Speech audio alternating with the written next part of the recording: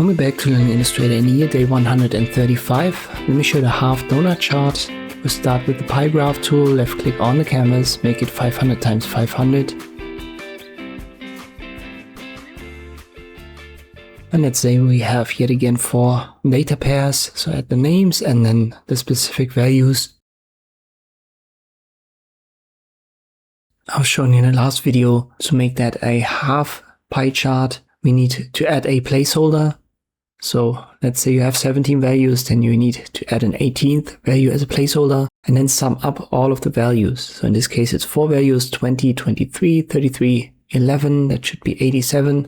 And then we have half of it covered by the placeholder. That's what we need. Make sure that the data is correct before you proceed, because when we go to Object, Ungroup and Confirm, we cannot access the data anymore.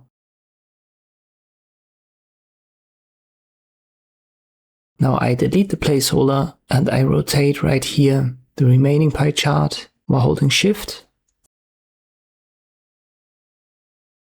And now we have a half pie chart, and to turn it into a half donut, we use the ellipse tool, go right here to the center point where all of these segments meet, hold Shift and Alt while you drag the circle. And now you can select it all, use the Shape Builder tool, hold Alt, then you have a minus sign under your cursor and you can left click drag over what you want to erase, and then we're good. As always, you can now recolor this, no problem with that, and this is how you can create this half donut chart in Illustrator.